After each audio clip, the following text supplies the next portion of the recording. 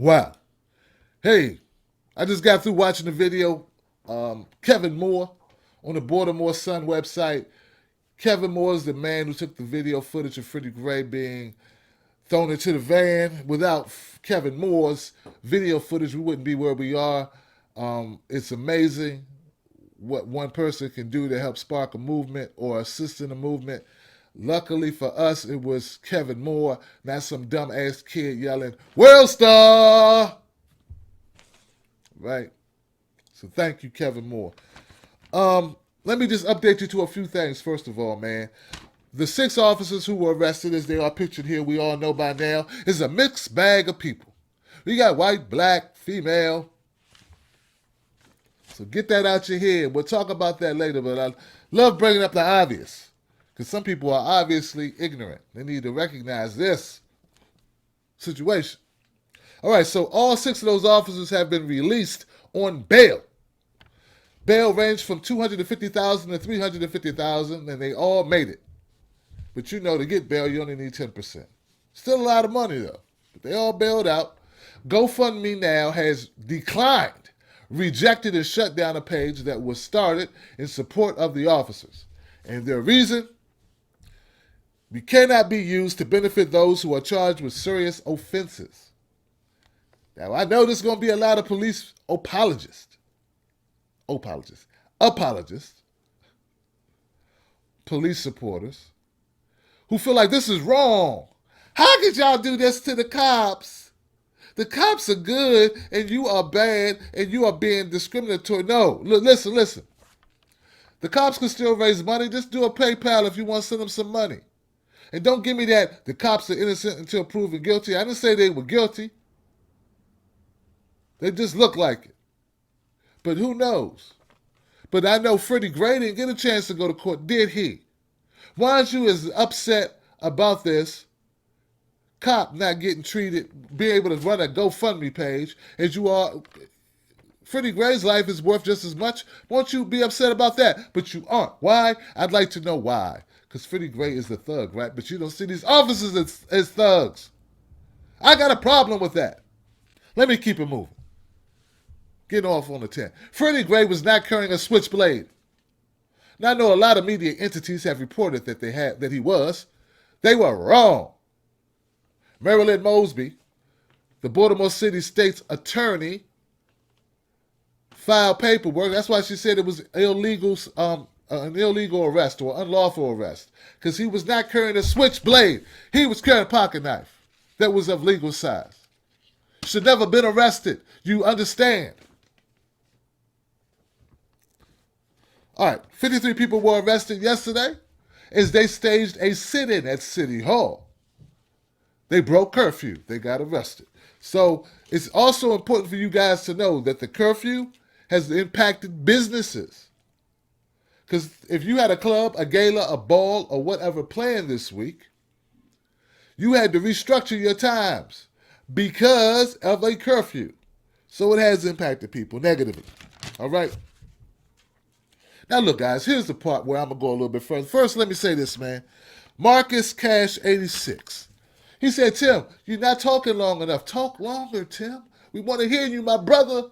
Well, you know what, Marcus? I am going to talk longer this time. The reason why I cut it short, I be cutting it short because people be cutting off my videos. I say something they don't like and click up. A couple people just clicked off right there and they hurt my stats. They do that. You know, some people don't do it purposely. In fact, most people don't. I got some trolls who do it purposely, but when you cut off my videos short, it hurts my stats because YouTube looks at watch time, and it stops my growth. So it helps me if you watch more of the video. So I had to shorten the videos until people start watching them longer, all right? Some of that's me. Probably I get bored as time goes on. I don't know. But this one's longer, Marcus. Check this out. We need to stop looking at the color of the officers, and we need to look at the color of the uniform. Can I get an amen? See, there's some people out there who think it's radical to say, all these cops are bad and all racist. And they keep shouting it about white cops and black kids, or white cops and black men, or white cops and black women. And they forget that 60% or 55% of America is white.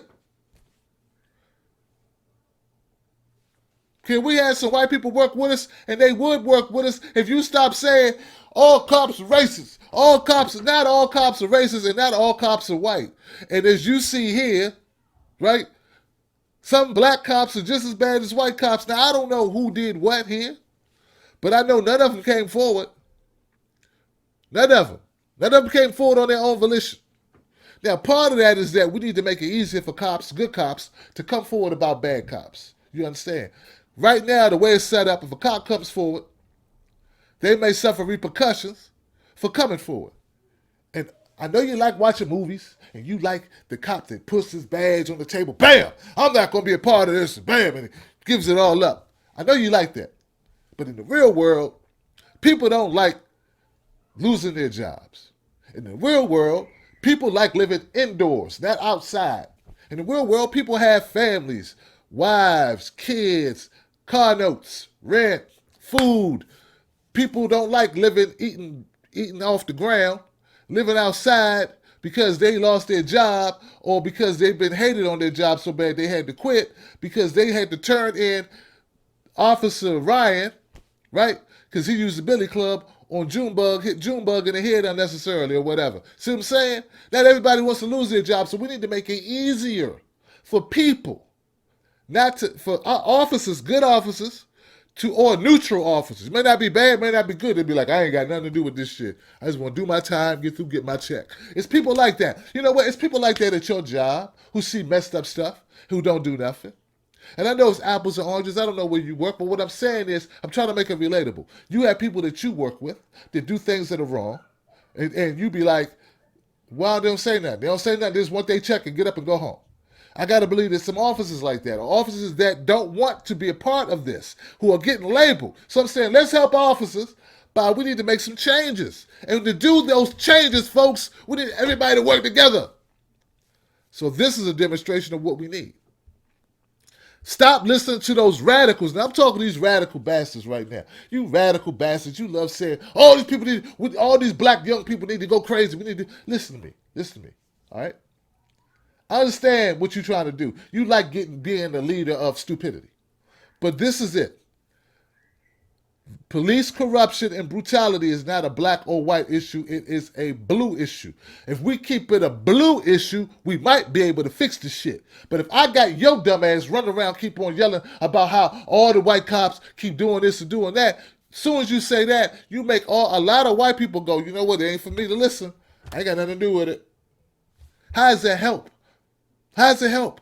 Until we start working together on these issues, nothing's going to get solved. So I want you to stop with the rhetoric. I want you to tone down the language. I want you to come back off the ledge and stop selling out, because you are selling out, because you're only saying that because you know it's going to rise up and get you a little coalition of idiots. But does that help everyone? No.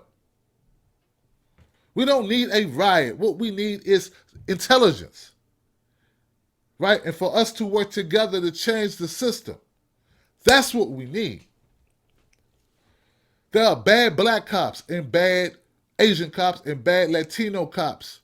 And if we just focus on blue, then we got them all the bad cops. Can we do that? I think we got a reason to do that. I think when we do that, we are more, we're stronger. We're stronger, right? We're stronger and there's more of us. Because now we're no longer divided by the color of our skin. We're united by our central focus, which is to stop getting killed. The fact that over 381 people, because last time I looked at the numbers, right, it was a few days ago. I know some people died since then. And that's sad as hell to say, but come on, we know it.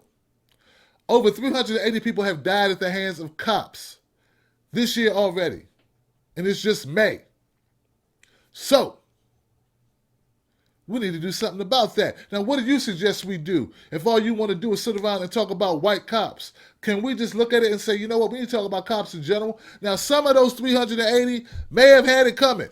meaning they were about to take a cop's life or take someone else's life. So I don't know how the numbers break down. But what I do know, 380 is a large number, and I got a funny feeling that a lot of those people that died did not need to die. They died unnecessarily at the hands of officers who shot first when they shouldn't have. That's my stance because I've seen it too often. All right? So I would like for us to work together, recognize the real. Now, here goes the other thing. I'm tired of people making this seem as if when I say we need to all work together that I'm somehow trying to change the focus of the story.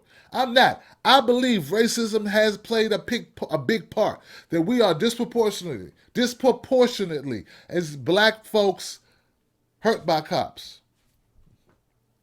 I said it. Can I say it again? I believe that black people are disproportionately hurt by cops. I also believe those situations are not always white cops. Sometimes it's black cops too. Because I have known black cops who have told me, I feel like cracking some heads tonight. Splitting some heads, mix it up tonight. And they wasn't talking about fighting white kids or white people. Okay? So I know that exists. Now, it may make you may have fun saying, or make you feel good, or make you feel empowered to say, let's get the white cop, but it's not reality. Baltimore has a lot of black cops. And as you can look at this picture, it was an equal amount of black cops involved in the murder of Freddie Gray. All right? So all right, that's it, man. All right, I'm Tim Black, man. Do me a favor, man. Check out my podcast with Tony T. Roberts. Tony T. Roberts and I, we talked about so many issues, man. We talked about crime. We talked about the riots, but we talked about Kim Kardashian. We talked about Bruce Jenner. We talked about, man, what didn't we talk about? We talked about everything we could think of to talk about. We talked about Kevin Hart. We talked about Steve Harvey. We talked about it all. This is the podcast, the Beat All Podcast, man. Show my man Tony T. Roberts some love. Watch the podcast and then go over, hit him up on Instagram and Twitter at Tony T. Roberts and let him know you loved it. It helps me bring in new guests. The more I show my guests, hey, if you come mess with Tim's take, you come to Tim Black's channel, you're gonna get some people that are gonna notice you for the first time, some people that discover you, and it'll help your career, it'll help what you're doing. The more people I'll be able to bring on my podcast. Because I want Bill Burr on my show. I want Louis C.K. I want Steve Harvey. I want Kevin Hart. I can have dreams, right? Well, I dream to have these big names on my show. I want Charles Barkley. I want to debate Charles Barkley on my show. Why not? Some people say, man, like they say like if you dream it, you can achieve it. If you believe it, you can achieve it. Speak it into existence, right? Well, I'm speaking it into existence. Help me make it possible. All right? And it all starts by showing my guests love. So show my man, Tony T. Roberts, some love. I'm Tim Black, man. Subscribe to this channel if you haven't subscribed yet. Click down here. Subscribe to my channel. Spread some love. The color is blue. And we need to separate thugs with badges from cops. We should even call corrupt bad cops cops no more. They should lose that title, no longer be called cops in any newspaper, radio show, or anything. They should be called thugs with badges. If President Obama could go on live TV and call kids throwing rocks thugs, he should be able to go on live TV and say corrupt cops that are thugs. You know what I'm saying? He should be able to do that. That's only fair. Yeah, I would like Shell. And if some woman on YouTube with green makeup and green lipstick can talk to President Obama, why can't Tim Black? It's just a question. See what I'm saying? All right, I'm gone, guys. Why can't I? Come on. If you believe it, you can achieve it. And I believe.